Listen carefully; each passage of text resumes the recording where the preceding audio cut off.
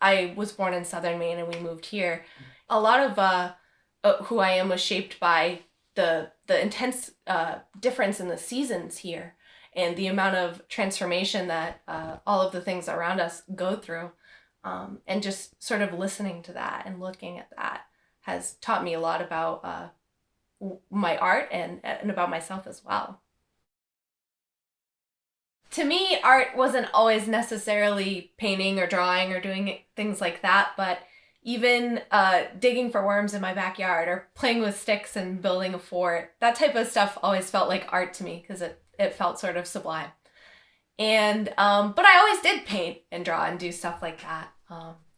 And I really discovered the journey I was supposed to have when I discovered clay.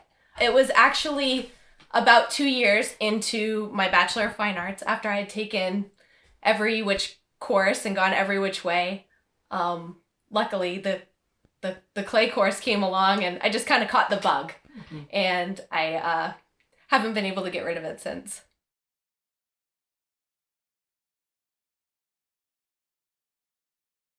I tend to believe that all objects and places and spaces have a personality, that they have an essence to them, and that they're shaped and transformed by their experiences, just like people are. You know, we're all kind of shaped by what we go through, and the sculptures, they all look different in a different light, just like how people look different in a different light. And the immense amount of transformation in the ceramic process from this earth being mined into clay and it being this very soft, malleable thing that's shaped and then dried and fired and glazed and transformed into this stone cold object.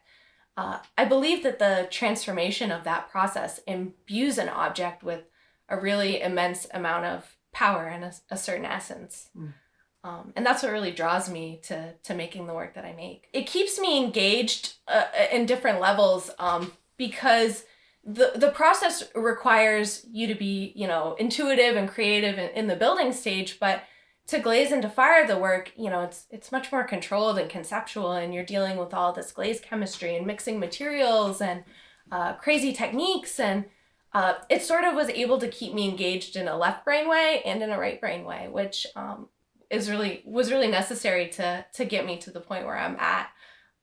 And other forms of art didn't feel as connected to nature, perhaps just because of the physicality of the materials of working with my hands in earth.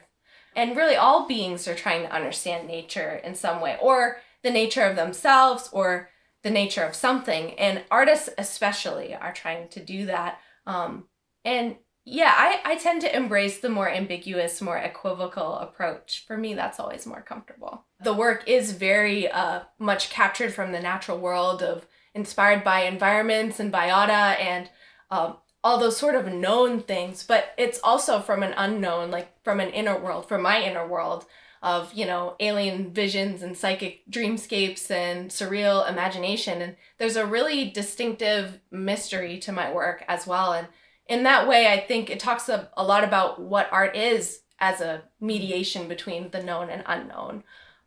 And my work captures that in a variety of ways, as even in the process, as I was describing before. You have this intuitive stage that's from the heart that I'm building with wet clay and shaping it, and then you have this sort of calculated conceptual way of achieving a surface. The work is also at times beautiful and grotesque, or for example, the work I make lately has a lot of these spikes and thorns and horns and sort of this more harsher look to it. And for me, that's also about duality, a duality of beauty and ugliness. You can't have one without the other. And it also talks about, what's fragile can also be powerful, and what's alluring can also be abrasive, and what's beautiful can be dangerous. And a lot of that has to do with getting myself out of the way and letting the work come through in itself. But again, of course, there's a mediation between that and then, sort of wanting to dominate and control your materials or your ideas. And, sometimes it is like that too. Sometimes the clay just sort of follows my fingertips, or it behaves well, or whatever. So it can feel like a duality of dominance and submission. And I think all artists deal with that in a way as they mediate between order and chaos. And maybe that says something about change and about the duality of permanence and impermanence. Get outside and see the change that happens where you are, whether it's just the sun rising and setting, or the leaves changing color, or whatever it may be. You can see that everything is always changing and always will be, and it just is. It doesn't need to be good or bad for you. It is. And oftentimes, if we just get out and look around, we can see that for ourselves. Even if you are in the city, you can still see the sort of immensity of the world, and maybe it'll put you in your place a little bit and see how whatever you are inside, disconnected or otherwise, it's okay that you're just a small part of everything. But you are a part, of it.